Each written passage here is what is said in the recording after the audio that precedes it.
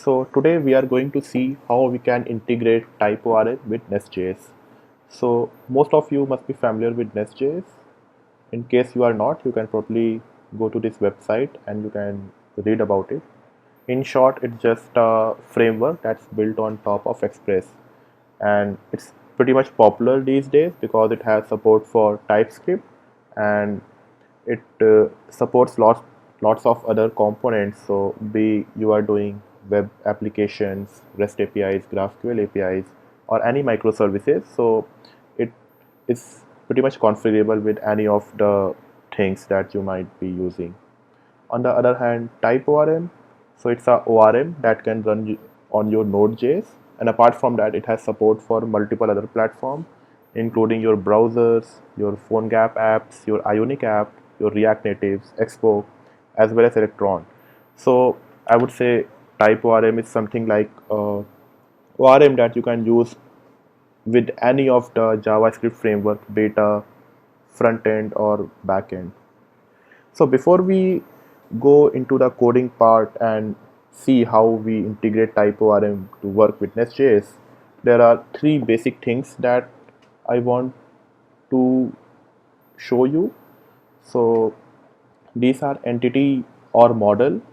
In TypeORM we generally call it entity, but in other ORMs we generally call it model as well. The second part is migration, and third one is active record. So entity is basically your simple class. So let's say class, and with some members, let's say ID, name. So basically entity is your normal class which maps to a table in your database. So if we see what's entity, so basically here it's a class. They have given some annotation to make it special, but for now just look the structure of it, right? So it's a user class. It has a couple of fields like ID, first name, last name, and active, and it would map to a database table, or if you are working with MongoDB, it would replicate a collection. So this entity, this would create a table something like this, right?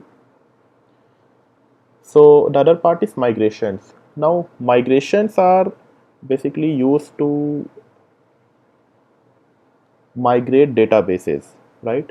So in TypeORM language, your migration have two things. One is up, the other one is down or rollback.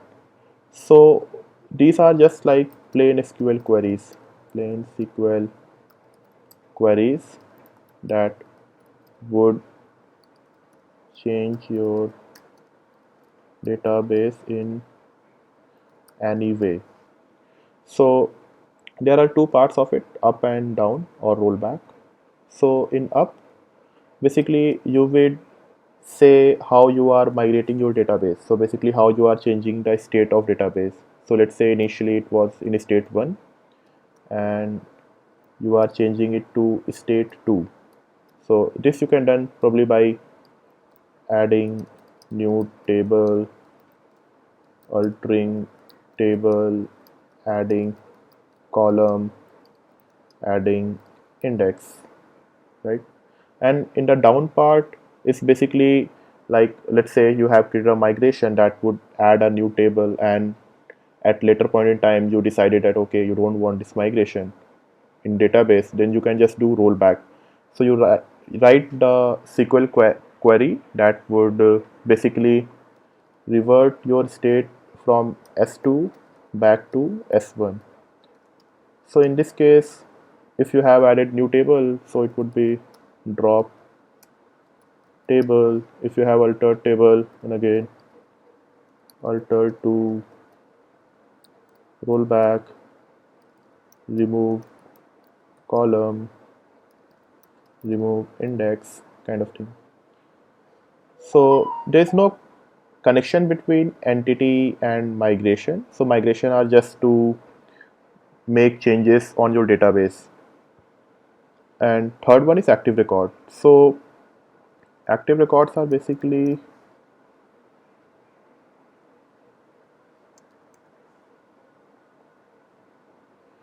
So in type ORM, so basically you can use query your database two way. So first one is active record, the other one is data mapper. So in this tutorial we are going to see majorly on the active record part. So in active record, what happen is your entity, right? So this entity is used to query or update or create new rows in database. So probably if this is your entity, then you would query your database something like user.find, or you would save new row in user table by user.save, or you would update by user.update. Now these are not exact syntax, but just what I'm trying to convey is you will use entity to query or save or update your database. So that's it. So let's go to other video.